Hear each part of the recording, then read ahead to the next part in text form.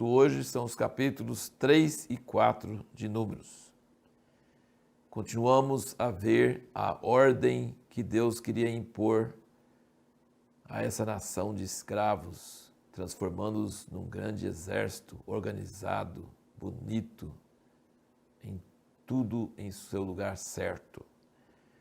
E nós percebemos que o tabernáculo ficava no centro, e aí cada grupo de 3 tribos ficavam ao redor do tabernáculo, e havia uma ordem certa para eles marcharem, e havia vários círculos de proteção.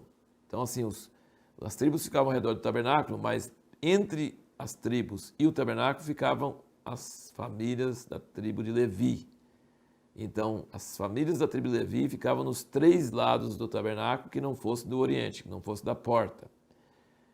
As 3 famílias das casas dessa mesma tribo de Levi ficavam ao redor. É um círculo interno, fazendo uma proteção entre a santidade perigosa do tabernáculo e os filhos de Israel. Havia uma separação,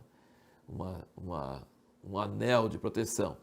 E no lugar mais perigoso da presença de Deus, ficava a tenda de Moisés e sua família e de Arão e sua família, bem na porta do tabernáculo. Então havia uma ordem toda certinho, todas as tribos e os filhos de Levi ao redor e Moisés e Arão ali na entrada com as suas famílias. Deus sabe delegar e sabe administrar, e Ele é detalhista. Ele não deixa nada ao acaso ou para a decisão do sacerdote, para fazer como ele quiser. Você vê que as ordens para o desmonte do tabernáculo, porque o tabernáculo era móvel, então quando eles iriam mudar de um lugar para outro, as ordens eram detalhistas. Primeiro os sacerdotes vão lá e cobrem tudo. Depois que eles cobrem tudo, aí vem os levitas e carregam. E Deus fala até a cor do pano que é para cobrir cada coisa. Impressionante, é o nível de detalhe que ele exige. E os levitas não podiam ter curiosidade de ficar levantando o pano e olhando. Não, eles não podiam ver, mas eles podiam carregar. E o que os filhos de Israel não poderiam fazer. Então havia vários níveis de segurança, de permissão. O sacerdote podia ver e cobrir. Já o levita só podia carregar, e os filhos de Israel nem isso. Depois, quando chegava lá no destino, aí o sacerdote, os levitas colocavam lá no lugar, mas ia embora. E aí o sacerdote destampava, tirava os panos, tudo certinho, tudo nos detalhes. É uma coisa impressionante. E você vê então que Deus quer que tudo seja feito com ordem e que para você ter o privilégio de ter proximidade ou intimidade com Deus, você precisa de 2 coisas. Primeiro, você precisa ser escolhido para isso. Arão não se escolheu, os levitas não se escolheram. Deus escolheu Arão e Deus escolheu os levitas. Então você não pode se atribuir essa função. Você tem que ser escolhido por Deus. Mas depois de ser escolhido por Deus, você precisava ser separado para isso. Você não podia se envolver em serviço secular, trabalhando na terra, ganhando... Não, você teria que ser sustentado e separado de outras coisas. Por quê?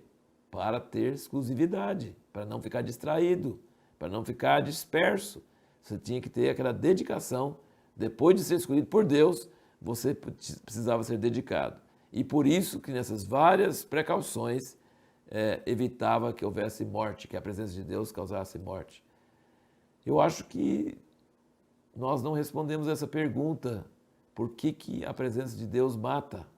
Eu acho que esqueci sobre isso, mas não tem problema, você está acompanhando. A presença de Deus mata porque Ele é santo. Ele não mata porque Ele é mau, porque Ele quer matar. Ele mata porque Ele é alta tensão. Ele mata porque a sua santidade é alta. Então, somente pessoas escolhidas e dedicadas e que não estão distraídas e que obedecem às suas ordens é que podem chegar e não morrer.